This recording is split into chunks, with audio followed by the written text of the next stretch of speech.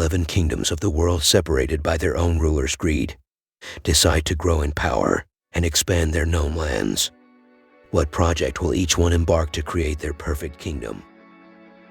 The shogun left the monastery to find a place of his own, found a floating island, and decided fate had placed him in the perfect spot to build his palace. Soon after, he realized the pit below his castle wasn't what it seemed. The prince had made his palace in the middle of a spruce forest. He decided to build a church and barracks, followed by a village to protect those in need of housing. He was the main architect for the roads that would try to connect all the kingdoms.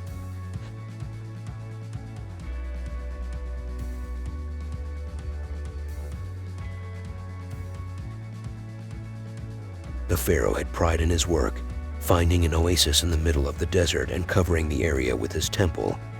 He wanted to give back to those who saw him grow, and decided to build a new village starting with monumental gates made of lapis. The Baron of the Diorite Temple had everything he needed, but the dragon soaring through his land every day meant there was something she was looking for. He sent workers to investigate the swamps and uncovered, underneath a hill, a massive tower where the dragon was worshipped in the ancient times. The White Castle was new. Those who lived there preferred defense over anything, as they wouldn't risk taking damage for their stylish castle. Soon enough, they got news from a vessel that docked on their port. A tired old carpenter sat in the fort he had just finished building and looked at his creation, a place for weary travelers to rest, or to start from scratch. It had everything anyone would ever need to survive and not leave the walls. The monastery was a complex of floating buildings that separated themselves from the rest of the world. They lived their entire lives meditating and practicing martial arts with no other form of human intervention.